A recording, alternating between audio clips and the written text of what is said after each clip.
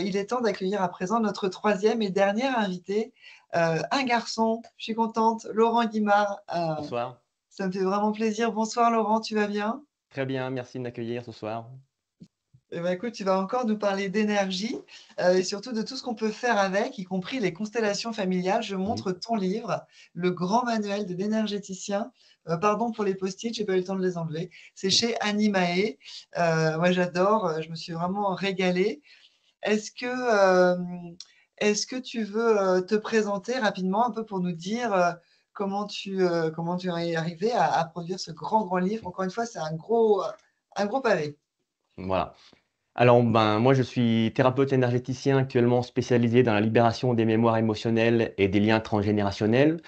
Tout au début, avant tout ça, moi, j'ai une formation assez cartésienne. Moi, je suis enseignant, donc je suis agrégé en électrotechnique, en informatique industrielle, en physique appliquée, donc des choses très, très terre à terre, hein, voilà, Ouais. 1 plus 1, ça fait 2.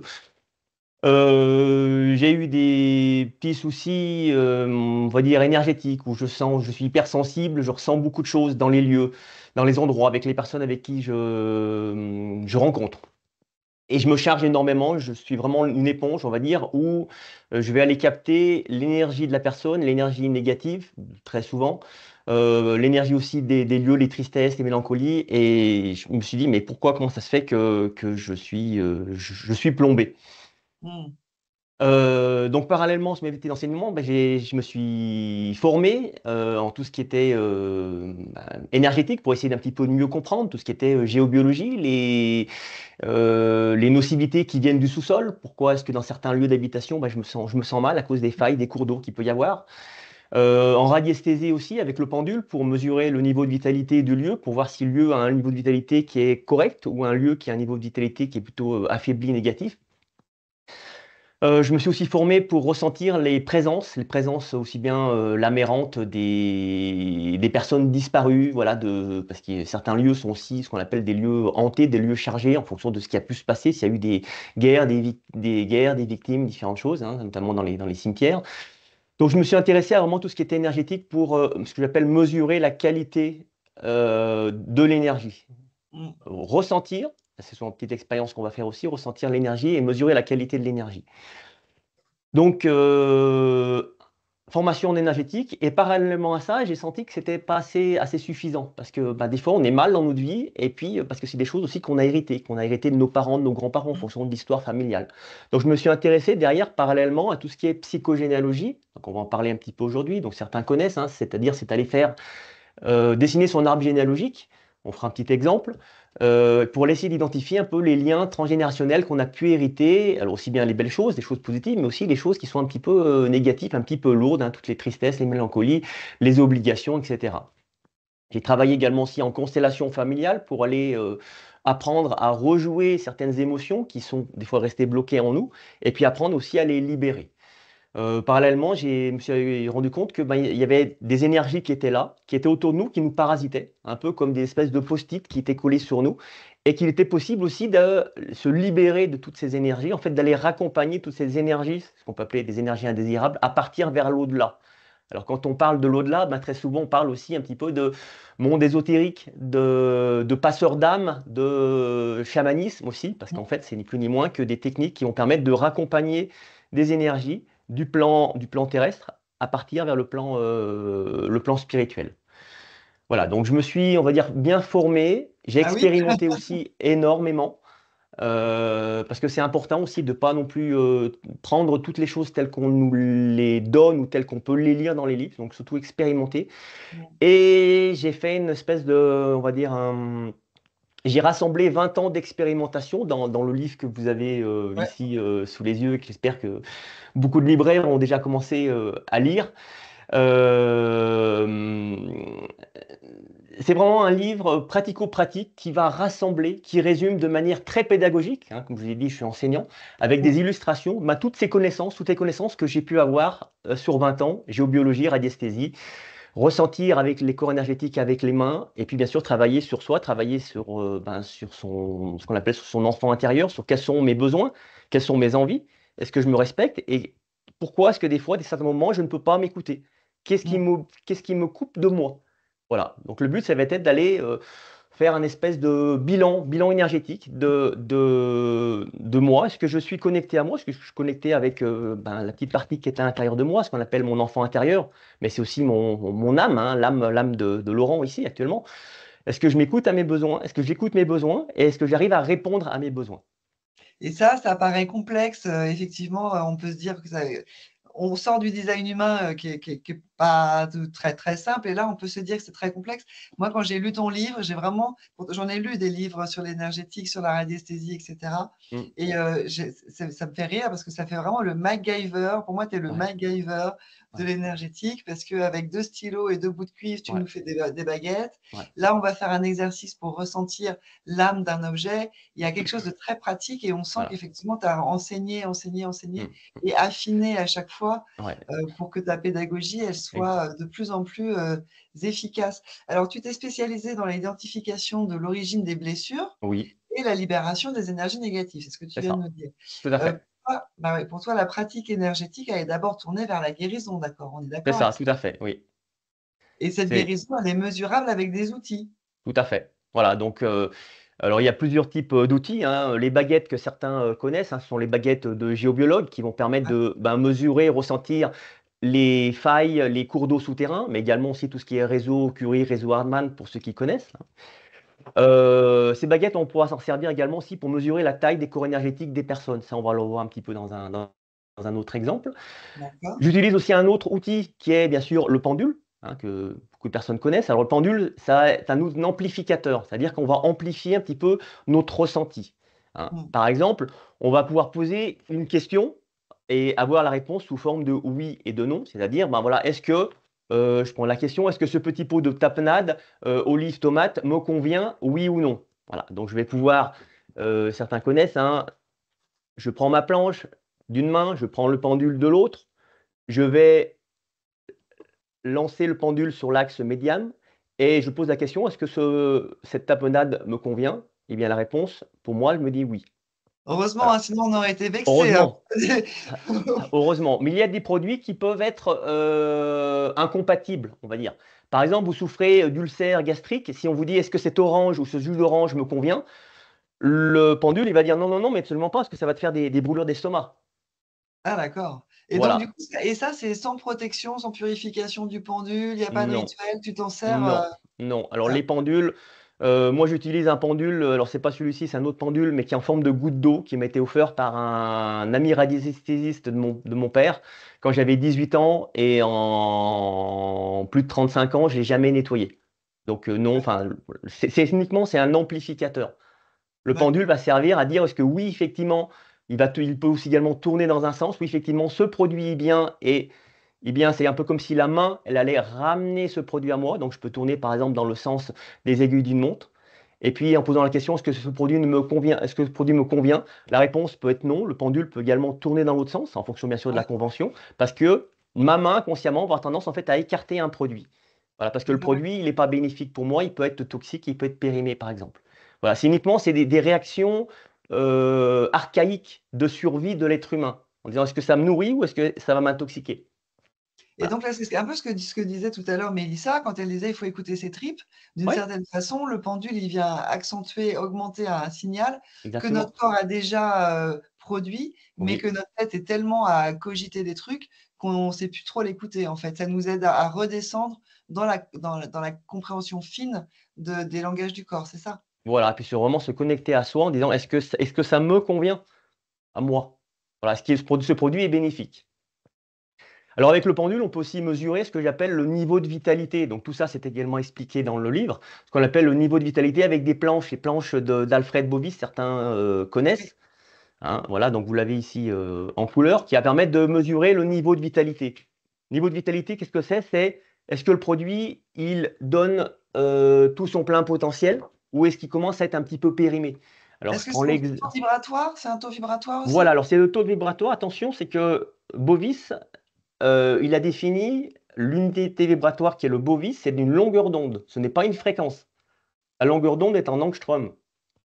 Donc par D'accord. exemple, quand vous avez une, longueur d'onde de 10 000 angstrom qui correspond en fait à 1 micromètre. Donc c'est une longueur, ce n'est pas une fréquence. Plus la longueur d'onde, elle va augmenter, plus la fréquence diminue. La longueur d'onde et la fréquence, c'est inversement proportionnel. Ça, c'est vraiment des erreurs à faire. Enfin, il faut vraiment faire très attention pour ne pas se tromper. D'accord.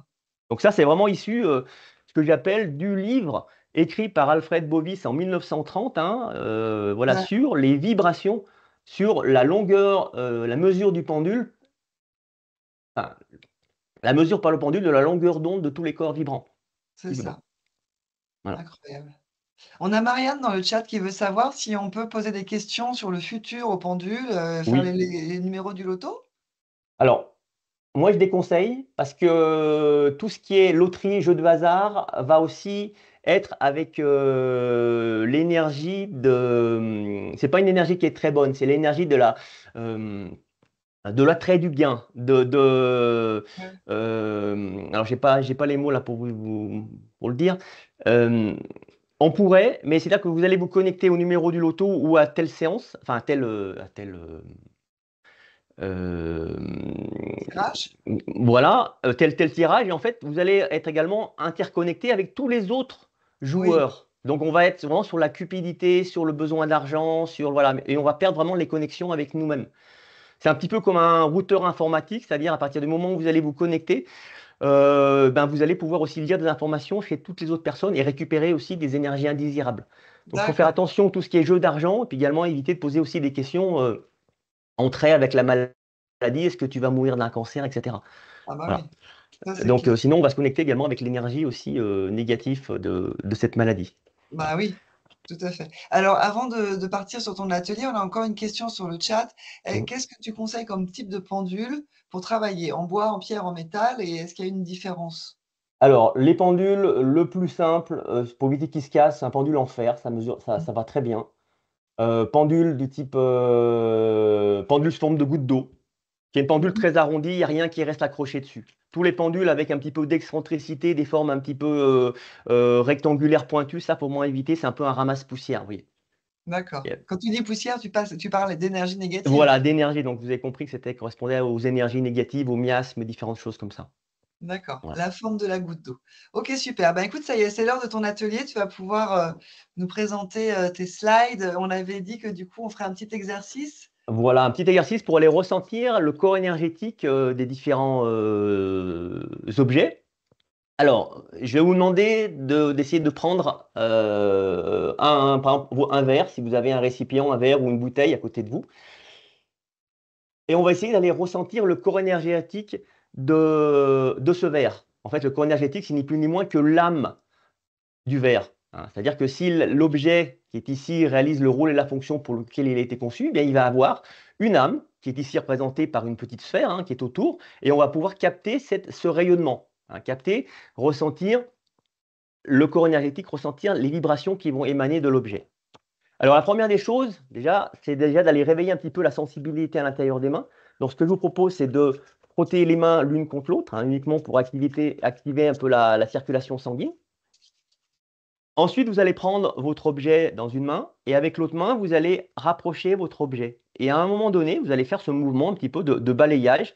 Et à un moment donné, vous allez sentir une espèce de répulsion, de la chaleur, des picotements, quelque chose qui vous empêche d'avancer. C'est un peu comme si je rencontrais un obstacle invisible, comme une espèce de voile, un rideau, quelque chose de plus dense.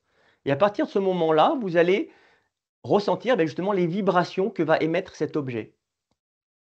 Alors ça marche très bien pour un gobelet, pour un verre aussi également, pour une bouteille, parce que ici, l'objet, il réalise le rôle et la fonction pour lequel il a été conçu, qui est ici de transporter un liquide. Alors je ne sais pas si ceux qui arrivent, qui essayent de faire, voilà, si vous arrivez tous à ressentir. Moi, je ne vous vois pas. Mettez dans le chat, si vous arrivez à ressentir. Moi, c'est vraiment sur je C'est ressens une, comme du chaud les sensations, dans c'est la voilà, gorge. ça peut être de la chaleur, c'est en fonction de chacun, de la chaleur, du froid, une résistance, des picotements. Quelque chose, voilà. Il y a une présence invisible qui est là, que je ne vois pas avec mes yeux, mais que je ressens avec ma main. Des Alors, c'est picotements dans le environ à peu près à 30 centimètres environ. On n'a pas besoin d'une précision qui soit millimétrique. ouais, moi, je sens de la chaleur. Voilà, donc vous pouvez sentir de la chaleur. Et puis aussi comme effectivement s'il y avait de la barbe à papa, quoi. J'ai l'impression qu'il y a Exactement, voilà, c'est ça. Et là, vous allez ressentir ce qu'on appelle la vibration de l'âme de l'objet, hein, incroyable. l'envergure de l'âme, qui correspond en fait à la taille du corps énergétique, qui est environ ici à peu près de 30 centimètres. C'est ça. Voilà. Parce que l'objet il joue le rôle et sa fonction. Et maintenant, toujours avec ce même objet, on va détourner le rôle. C'est-à-dire que ça sera plus un verre pour boire, mais ça sera par exemple un pot. Voilà. Oula, un pot. Un pot à crayon. Un pot à crayon. Mais comme vous voyez, l'objet, il n'est pas adapté, hein, et il sera détourné de son rôle. Et en fait, il ne va pas donner tout son plein potentiel. Et si maintenant, je mesure, pareil, la taille du corps énergétique, eh bien, je vais ressentir quelque chose qui est beaucoup plus petit. Parce que l'objet va perdre de son utilité première. L'utilité du concepteur, c'est d'être avant tout un verre, une tasse à café, enfin une verre ou un ouais, tasse à café, et non pas un pot à crayon. Et si on continue derrière, on peut également, l'objet Alors peut également, on fait l'exercice, hein, ouais, alors vous pouvez faire l'exercice, mettez voilà, un crayon dans votre verre et puis après vous ouais. boirez plus dedans. Mais effectivement, moi je fais c'est incroyable parce que la distance a été coupée en deux en fait à peu près. Alors ça dépend des objets, mais effectivement, si l'objet, c'est un peu comme une personne. C'est-à-dire qu'il va perdre de sa vitalité dès qu'on va le détourner de sa fonction.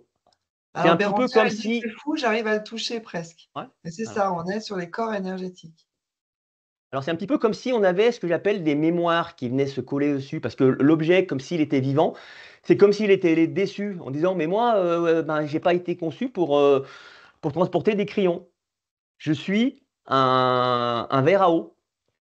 Voilà, ou un gobelet à café. Donc il va se charger ce qu'on appelle des mémoires émotionnelles, un peu comme si l'objet était vivant, l'objet il ressentait. Donc de se sentir obligé d'avoir une autre rôle, une autre fonction, et puis d'être déçu pour le rôle qu'on lui a attribué. Derrière, si on continue l'exercice, vous Non mais, savez, souvent non à la mais fin du... j'arrête une seconde, vous vous rendez compte, chers amis, qu'un gobelet est déçu quand on lui met des crayons dedans quand même. Et que du coup, son aura, elle diminue de moitié. C'est assez. Ça, hein? Oui, Quand c'est même, on peut assez... s'arrêter une seconde dessus. Oui, c'est assez... et après, on fera le parallèle aussi sur justement sur nous. Si on continue l'expérience, vous savez, très souvent à la fin d'un repas, ben, on a des détritus, on a des emballages et on va utiliser ben, son gobelet pour aller stocker ces vieux papiers gras d'emballage. Donc ici, qu'est-ce qu'il va pouvoir ressentir l'objet de départ?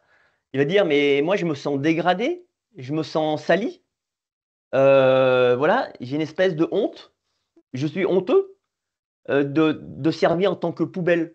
Donc il y a d'autres mémoires, mémoires de honte, de culpabilité, de tristesse, voilà, de déception, d'être d'être utilisé en tant que poubelle. Et là, si vous essayez de mesurer, pareil, la taille du corps énergétique, eh bien, voilà, pour moi, dans ce cas-là, eh bien, on va perdre encore à peu près de moitié, on n'a plus que 5 centimètres.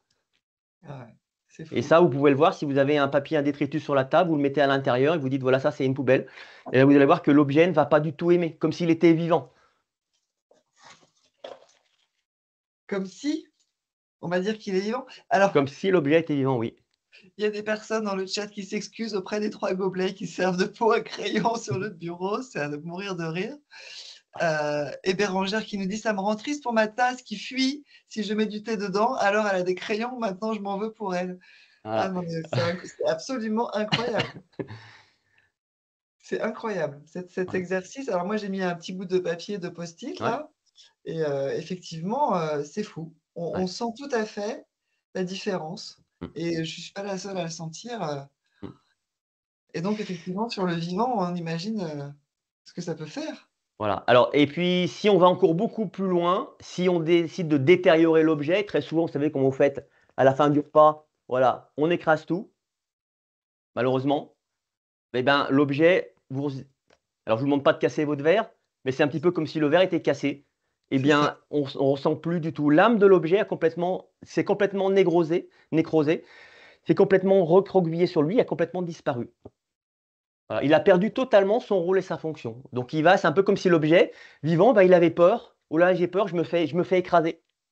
Voilà. Donc, j'ai tout un tas d'espèces de mémoires, d'informations qui sont là, qui sont autour. Et donc, effectivement, la question de Géraldine, c'est: et alors sur le vivant, trois petits points. Et Bah, ben, c'est trois gros petits points, hein, et ces trois gros petits voilà, points que tu explores longuement dans ton livre. C'est vraiment ça. exactement. Donc, sur le vivant, c'est exactement la même chose. Là, si vous pouvez, si Julie peut, si, pardon, si Marie peut faire apparaître la slide numéro 4, aussi en partage d'écran. Alors oui, parce que toi, Laurent, aussi, tu as un cadeau pour nous à la fin, avec le replay. Tu vas du coup offrir un e-book à nos amis libraires qui sont venus ce soir nous retrouver pour cette 9e nocturne des réseaux. Ça, c'est super sympa. Oui, tout à fait. Donc, c'est un petit PDF qui reprend, on va dire, en résumé, ce qu'il y a à l'intérieur du grand manuel pour pouvoir mieux comprendre euh, voilà, sa constitution et puis aussi pour pouvoir expliquer eh bien, aux lecteurs qui viennent acheter ce livre qu'est-ce qu'il y a à l'intérieur, comment marche un petit peu l'énergétique, hein. L'énergétique, c'est relativement simple. Tu l'expliques en tout cas avec beaucoup de simplicité. C'est Ouais. pas forcément simple pour tout le monde, hein, mais toi, c'est vraiment Mm. c'est limpide. Il Alors, on y faut, va. voilà. Alors, on va prendre l'exemple. Alors, vous avez compris avec la tasse à café, c'est exactement la même chose avec une personne. C'est-à-dire qu'on a une personne qui rêve depuis toute petite. Hein, j'ai 14 ans. Je vais être danseuse. Danseuse, alors peut-être pas danseuse étoile, mais je vais être danseuse parce que j'ai des capacités à me mouvoir, des capacités à me déplacer, des capacités à faire des spectacles. Voilà, je me régale, c'est génial, waouh. C'est toute ma vie. Je sens que je suis faite pour ça. Et donc là, ben, je vais vibrer. C'est-à-dire que mon âme, je suis incarné de mon âme, j'écoute mes besoins, je réponds à ces besoins, et je vais avoir une taille de corps énergétique qui est environ 2 mètres. Alors, on peut utiliser également les mains pour mesurer la taille du corps énergétique. Moi, j'utilise, on va dire, les baguettes de sourcier qui sont ici. Alors, aussi bien pour mesurer les failles, les cours d'eau, mais aussi bien pour les mesurer l'envergure de l'âme d'une personne. D'accord, Laura. Voilà ce qu'on appelle l'aura. C'est la même chose, un corps énergétique, âme, aura, c'est pareil. Voilà. Mais malheureusement, ben, au cours de sa vie, ben, des fois, c'est maman ou papa qui décide en disant: mais non, ma fille, tu seras pas danseuse étoile. Pour toi, on a un autre projet. Il va falloir reprendre l'entreprise familiale de boulangerie qu'on a montée avec ton père et ton grand-père. Donc voilà, donc c'est-à-dire que vous allez être détourné, c'est ce qu'on voit sur la deuxième La image, mais vous allez être fonction, détourné de votre rôle et de votre fonction. C'est un petit peu comme voilà, le pot à crayon sur lequel voilà, on va le détourner. Et bien là, vous allez perdre votre rayonnement. Le rayonnement va diminuer. Voilà, vous allez vous sentir un peu obligé et déçu, bien sûr, de réaliser un autre rôle qui n'est pas celui que votre âme a décidé de vivre en venant s'incarner en vous sur Terre. Voilà. Des fois aussi, on peut se sentir imprégné par une espèce de tristesse, une mélancolie, une culpabilité, une honte, des choses qui sont là, qui sont en nous. C'est pas forcément des fois des choses qu'on a vécues. On peut des fois se sentir sali, hein. Très souvent, ça peut être aussi des choses que nos parents ou nos grands-parents ont vécues. Et on peut hériter cette fois-ci de blessures aussi qui ne sont pas nous qui avons vécu, mais nos aïeux avant nous. Voilà, donc ce qu'on appelle hériter des mémoires transgénérationnelles et des liens transgénérationnels. Des fois, on peut avoir une taille de corps énergétique encore plus petit que 1 mètre, environ près 50 centimètres. Et puis d'autres fois, en fonction de ce qu'on a pu vivre nous personnellement avec des personnes de la famille ou autres, eh bien, on peut s'en sentir aussi blessé, on peut se sentir aussi détérioré. Par exemple, quand on a eu un gros choc émotionnel avec une personne, ben, on est complètement terrorisé, on se sent complètement un petit peu détruit. Donc, on peut perdre également complètement, la vibration de notre âme peut complètement disparaître. Voilà. Ah oui, c'est impressionnant. Et ça va Donc, avec le taux vibratoire qui descend. voilà, avec le niveau de vitalité, il va également diminuer. Généralement, les deux sont à peu près proportionnels, c'est-à-dire que quand la taille du corps énergétique diminue, eh bien, le niveau de vitalité va diminuer, hein. Le niveau de vitalité, c'est un petit peu comme le réservoir d'essence. C'est Voilà. ça. Je perds ma joie de vivre, enfin mon âme perd ma joie de vivre, et je perds ben, ma capacité à pouvoir avancer et à me réaliser. Et Mm. donc, on peut se retrouver ben, complètement perdu en fonction de ce que l'on a vécu. Et toi, tu en as vu des gens comme ça Oui. qui ont Alors, pu. je ne vais pas dire que c'est malheureusement trop fréquent, mais quand je reçois en consultation individuelle des personnes, la première des choses que je mesure, c'est La taille de leur corps énergétique, est-ce que ils sont à l'écoute de leur âme, à Ouais. l'écoute de leurs besoins, et ils arrivent à satisfaire leurs besoins et leurs envies. Donc là, ils ont un corps énergétique, ou pas. Et puis, bien sûr, le niveau de vitalité, c'est-à-dire est-ce que j'arrive à avancer dans ma vie, est-ce que j'ai de l'énergie pour avancer, ou est-ce que je n'ai pas d'énergie et je suis en panne sèche. Un petit peu ça. Donc ça, c'est la première des choses. Et enfin, malheureusement, trop souvent, les personnes qui viennent me voir sont complètement, des fois, perdues dans ma vie. Qu'est-ce que je fais?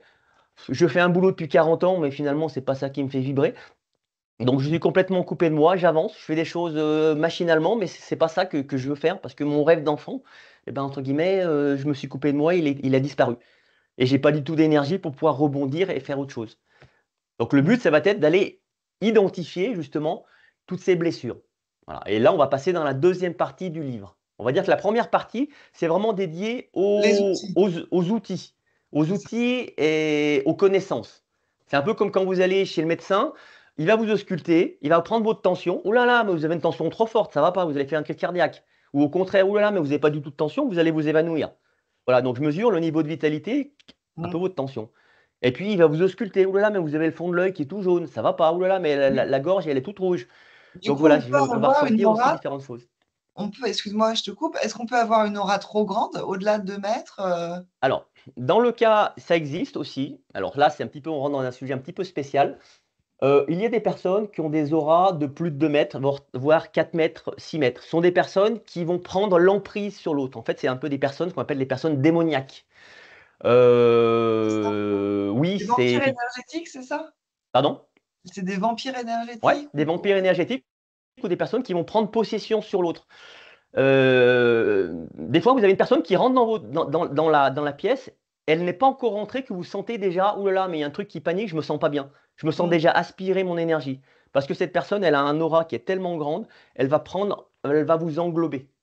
Mais elle le fait en conscience ou c'est Ah complètement non, elle ne le inconscient? fait pas forcément, enfin, pas forcément conscience. Non, c'est en fonction de ses propres blessures. C'est-à-dire que son âme n'a pas pu se bonifier.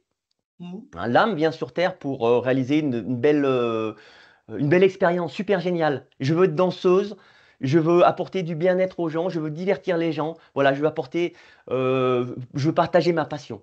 Ok, je Mm. rayonne. Voilà. Mais il y a des personnes qui vont devenir négatives, c'est-à-dire qu'ils vont être avec de la rancœur. Ouais, de toute façon, ils vont me le payer.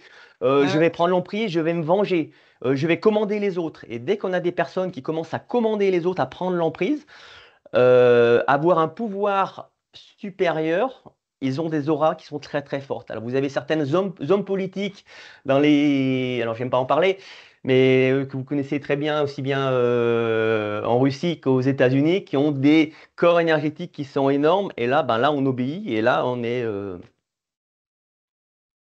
bronche Ah, on est pas. soumis par Voilà, les corps exactement. énergétiques. On est soumis parce D'accord. que j'appelle par des énergies plus fortes, des énergies démoniaques qui sont là. Oui, donc ça existe. Généralement, ces personnes ont vraiment un ego surhumain. Voilà, c'est pas les personnes qu'on voit réellement c'est pas les personnes qui font du travail sur elles. C'est pas les personnes qui Ouais, vont ça, c'est faire une sûr. introspection. Hein. Et ça peut être des personnes qu'on peut croiser dans la rue, qui peuvent rentrer dans la Ouais. librairie et on peut éventuellement Ah, mais vous les les. sentez? Ah oui, Moi, je les sens quand il y a une personne comme ça d'un seul coup. Je me retourne machinalement. Je sens l'espèce de présence derrière moi et je fais waouh! Une grosse aura de plus de 4 mètres là qui est en train de vamporiser, en train de prendre toute l'énergie enfin, en train de diffuser son énergie négative dans la librairie ou dans le magasin. Ouais, et là, c'est je m'en vais. ah oui, on prend Ah ses non. clics et ses claques et Ouais, voilà, ouais, ouais, faut pas. on se tire de protection. Moi, je cherche pas le conflit, donc il vaut mieux partir. C'est ça, vaut mieux aller voir plus loin. Donc effectivement, la première partie de ton livre, si tu nous l'expliquais, c'était vraiment tous les outils avec lesquels tu travailles, avec lesquels tu peux du coup affiner les questions, les réponses et établir un diagnostic. Tout à Une fait. fois qu'il est placé, ce Ouais, diagnostic, une fois qu'on ouais, a identifié qu'on avait un problème à l'endroit de la blessure d'abandon, à ouais. l'endroit de la confiance en soi, et ben du coup, c'est la deuxième partie du livre et là, on rentre dans le dur. Et on rentre dans le dur, tout à fait. Donc derrière, on va essayer d'aller voir, essayer de trouver un petit peu l'origine de notre blessure. Est-ce que c'est des choses qu'on a vécues nous? C'est des choses qu'on a héritées de nos parents, de nos grands-parents? Et pour ça, il y a plusieurs outils, dont la psychogénéalogie. Alors, psychogénéalogie, vous connaissez, c'est peut-être, hein, ça a été inventé par Anne Ancelin, qui est ni plus ni moins des outils qui vont permettre de dessiner son arbre généalogique et euh, euh, de faire ressortir l'ambiance émotionnelle. Donc l'arbre généalogique, je ne sais pas si tout le monde arrive à voir, sinon vous pouvez mettre la numéro 5, par exemple. Je ne sais pas si vous avez la Ah, possibilité merci de... Marie, au taquet, regarde-moi ça. Voilà, super, très Je bien. vois tout. Alors, l'arbre généalogique, il va se faire par étage, par génération. La génération du bas, on va avoir par exemple la personne qui veut travailler sur elle, qui s'appelle ici la fille, qui est boulangère, hein, qui a été obligée de reprendre l'entreprise familiale. Et dedans, on va marquer toute sa fratrie à elle. Donc, elle a un petit frère qui est né 2 ans après elle. Et puis, on va noter aussi également tous les événements dramatiques qui se sont passés. Donc, par exemple, quand il y a eu des décès à la naissance, quand il y a eu des fausses couches, quand il y a eu des IVG. Tout ça ce sont des informations qui sont très, très importantes, qu'il faut noter justement dans l'arbre généalogique. Au-dessus, on va avoir bien sûr les parents, la mère avec le père. On s'aperçoit que le père est également aussi boulanger. Le père a un jumeau qu'on appelle ça l'oncle, qui est également paysan, et on va voir les grands-parents qui sont au-dessus, et on s'aperçoit que les grands-parents, le grand-père côté paternel, est également aussi boulanger. Donc on voit en rouge une espèce de lien avec des obligations, obligation de reprendre l'entreprise, obligation d'honorer le grand-père, d'honorer son travail. Voilà. Et puis bien sûr, tout un tas de déceptions, parce que si l'entreprise n'est pas viable, eh bien, on va dire que l'âme du grand-père va être triste parce que tout son projet n'aura plus de sens.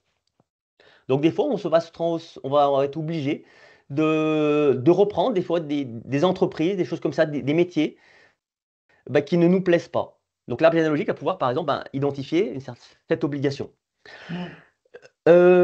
Si on s'intéresse du côté de la mère de notre fille, eh bien, on va essayer aussi de ressentir ce que elle a pu vivre. Elle a perdu un enfant à la naissance, elle a eu une fausse couche, un IVG. Donc, qu'est-ce qu'elle peut ressentir aussi? Tout un tas d'émotions négatives, de la tristesse, de la culpabilité, de la honte d'avoir perdu un enfant, la culpabilité de ne pas avoir réussi à mettre un enfant au monde, tout un tas de tristesse, j'ai perdu mon enfant. Donc tout ça, c'est des émotions que la mère va ressentir, qu'elle ne va peut-être pas pouvoir exprimer, extérioriser, mais qu'elle va ressentir et qu'elle va transmettre à son enfant. Par imprégnation, c'est ça. Voilà, c'est-à-dire qu'en fonction bien sûr de votre sensibilité, il y a des personnes qui sont très sensibles, qui vont s'imprégner qui vont faire l'éponge, on a pu le voir un petit peu avant, qui vont s'imprégner du mal-être, mais c'est pas leur mal-être à eux, c'est le mal-être de leurs parents, C'est de ça. leur mère ici dans ce cas-là.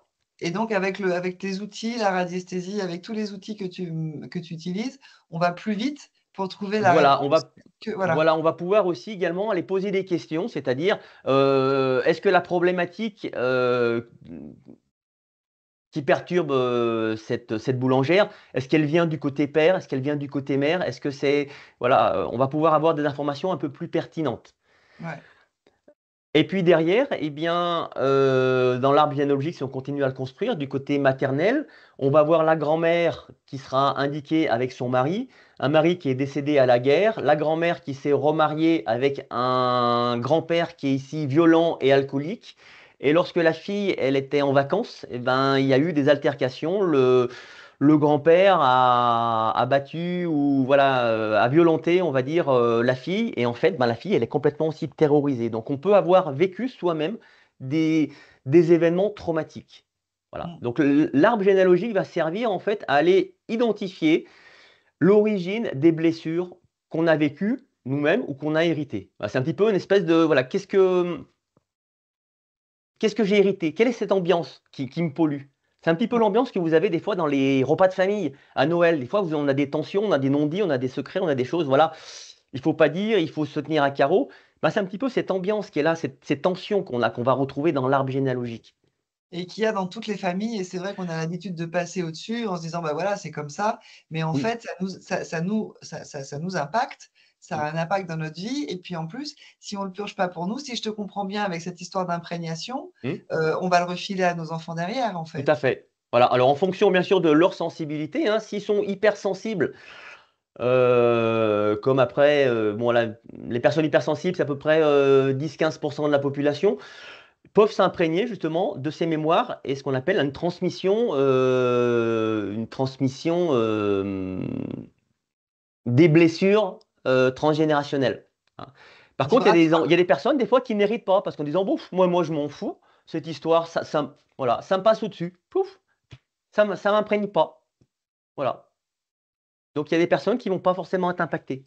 C'est ça dépend des gens. Mais Ça bon, dépend des gens. globalement, on se balade tous avec un sac à dos, on le sait. Et effectivement, il y a plein de méthodes pour aller l'ouvrir et pour le vider.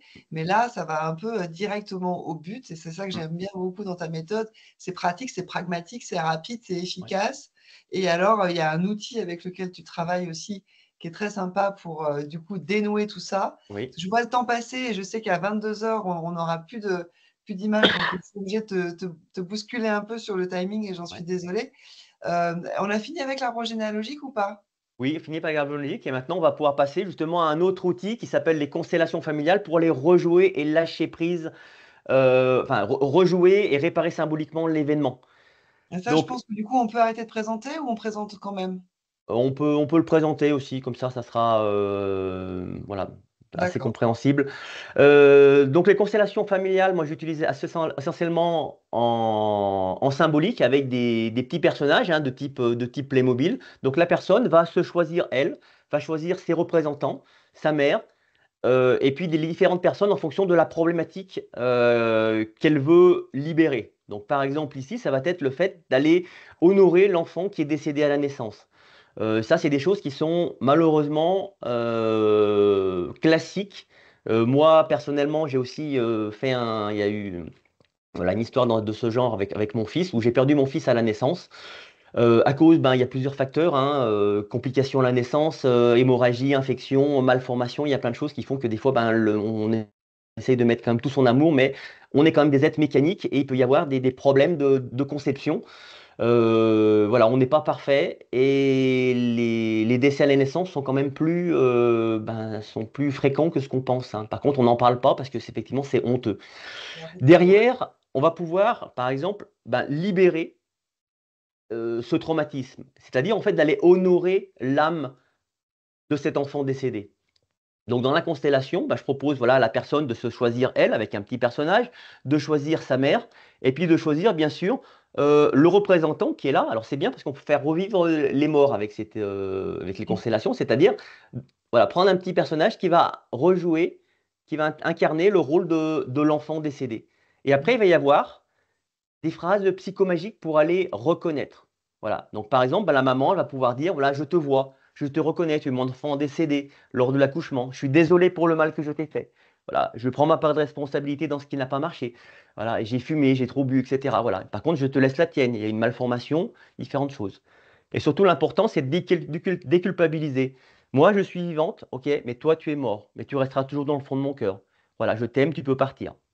Donc, c'est tout un Ah, tu tas me de phrases.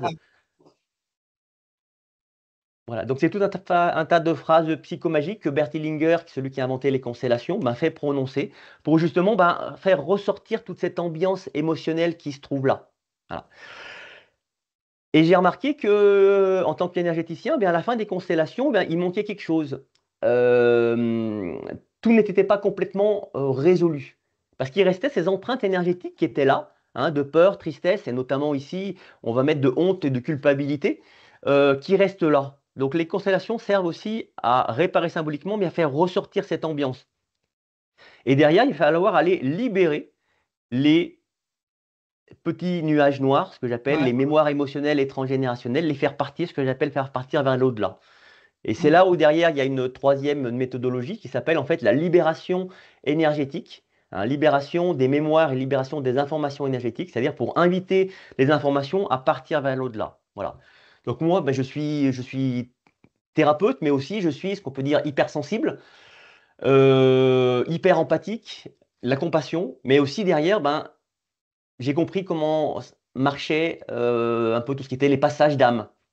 Comment on pouvait simplement raccompagner des énergies à partir de l'autre côté. Comment on pouvait se connecter très facilement aux énergies, au plan ésotérique, à la limite, au niveau de la barrière, pour les raccompagner, en fait, ce qu'on appelle vider les poubelles. Voilà. Mais Donc ça, vraiment, c'est égal. très facilement, tout le monde peut faire ça?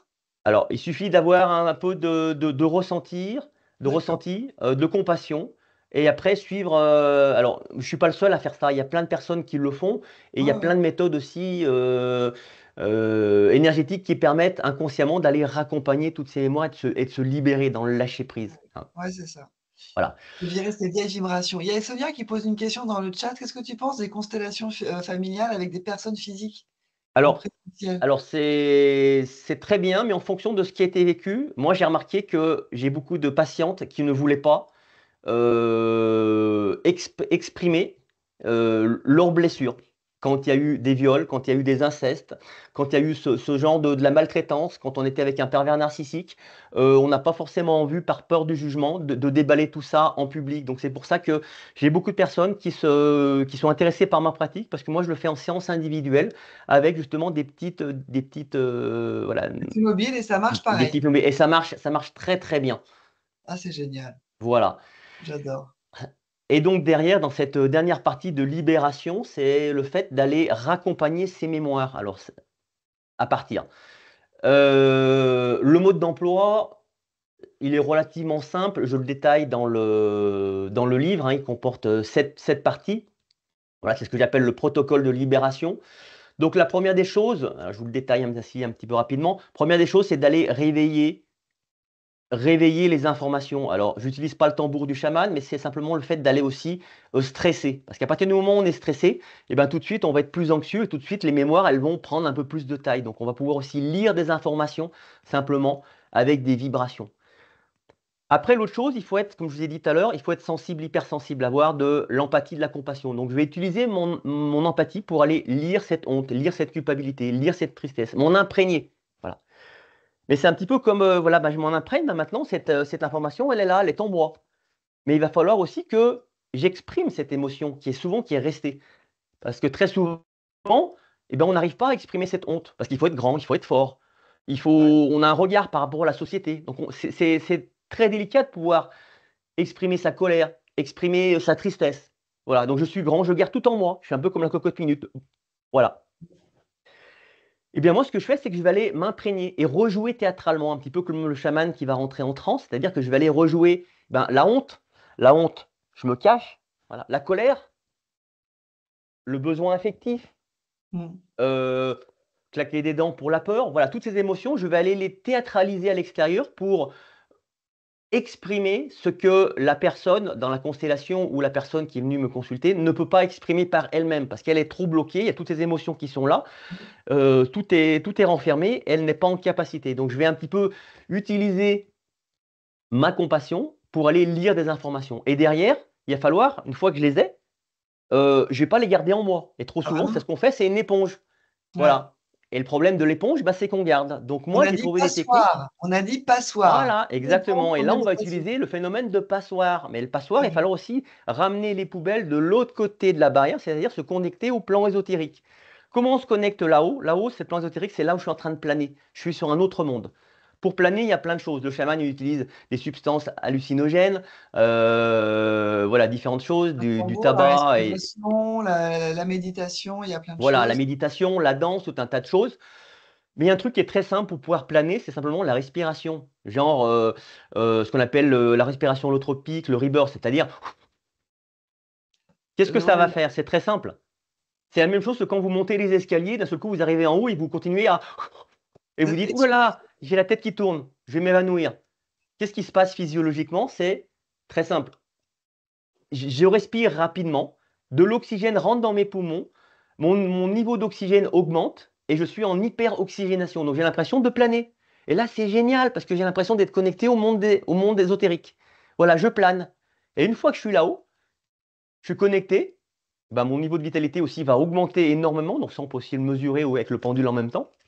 Eh bien, je vais pouvoir faire ce qu'on appelle la passoire, c'est-à-dire lâcher prise, lâcher toutes ces émotions, tout, voilà, se laisser traverser par tout ce que j'ai ressenti auparavant.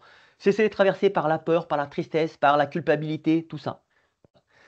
Et après, derrière, une fois qu'on a lâché tout ça, qu'on a libéré, il suffit d'arrêter de respirer ou de retrouver une respiration normale. Mon niveau d'oxygène baisse et je me retrouve à nouveau connecté et à nouveau sur le plan terrestre. Voilà. Donc cette méthode de respiration permet de faire un certain nombre d'allers-retours entre le plan terrestre et le plan ésotérique pour aller raccompagner toutes ces mémoires. Voilà, donc ça, Incroyable. c'est un petit peu la méthode chamanique que certains chamans utilisent, mais bon, avec certaines substances, ben, on reste en train de planer pendant plusieurs heures de suite. Et Alors qu'avec la respiration, c'est vrai que la respiration est un outil qui est encore mal utilisé, mal oui, compris. On oui, respire mal, on respire de façon thoracique mm, mm. et effectivement, une hyperventilation rapidement. En yoga Kundalini, on appelle ça la respiration du feu. Bon, il y a Voilà, plein de voilà, noms. C'est l'hyperventilation, quoi. On c'est respire comme un ça. chien qui halète un peu et ça nous fait un peu tourner la tête. Géraldine qui te dit: «À Exactement. vous écouter, tout paraît si simple, c'est incroyable, Ouais, merci». Elle voilà. te remercie. Et justement, c'est ça que j'ai voulu dans ce livre, c'est de pouvoir ludifier, c'est-à-dire rendre simple et ludique toutes des notions énergétiques qui peuvent paraître complexes. Parce qu'il y a trop souvent, malheureusement, dans ce que j'ai pu rencontrer, c'est qu'il y a beaucoup de thérapeutes ou beaucoup de personnes qui veulent garder les secrets. Non, non, mais tu ne sauras pas, c'est trop compliqué pour toi, etc. C'est trop. Voilà, on va complexifier les choses pour rendre les choses imbuvables. Non, l'énergétique, c'est simple. Est-ce que j'ai une taille de corps énergétique de 2 mètres environ, on s'en fout, c'est 2 mètres, 2 mètres 10, on n'est pas à 10 centimètres près. Ou Alors ça, corps énergétique de 1 mètre, pas du pour tout. tester son propre corps énergétique, il faut s'approcher d'un mur et je vous laisserai découvrir ça dans le livre. Le MacGyver de l'énergétique, c'est toi, Laurent Guimard, parce que moi, vraiment, tu Voilà, transmets les choses avec autant de ouais. simplicité, c'est absolument lumineux. Il reste 2 minutes pour saluer tout le monde, donc je voulais te remercier vraiment Merci infiniment. beaucoup. Donc c'est Merci à chez vous. Annie Mahé, Le Grand Manuel de l'énergéticien. Tu reviendras nous voir pour ton prochain livre, c'était super. Il y a des merci qui dégringolent dans le chat, je te laisse les lire. Merci beaucoup à tous, chers amis libraires, pour cette nouvelle 9e nocturne de l'ESO qui touche à sa fin. Merci d'avoir répondu présent à l'invitation de Dilisco. Je suis très heureuse d'avoir passé cette soirée en si bonne compagnie. On avait 3 gros livres. Je les remontre. Le Grand Manuel de l'énergéticien, le Human Design, et mon grand guide de lithothérapie. Ça fait une belle pile sur le bureau. N'hésitez pas à les regarder. Merci aussi à tous ceux qui verront la soirée en replay. Surveillez vos mails. Hein, vous allez recevoir prochainement ce replay avec des petites surprises supplémentaires donc, que nos invités ont préparé juste pour vous. Et puis le fameux questionnaire de satisfaction, vous le connaissez. N'oubliez pas que vos représentants d'Ilisco sont toujours à votre disposition. Moi, de mon côté, je vous souhaite une très très bonne nuit, haute en énergie, et je vous dis à bientôt pour une prochaine édition des Nocturnes de l'ESO. Au Merci. revoir et bonne nuit.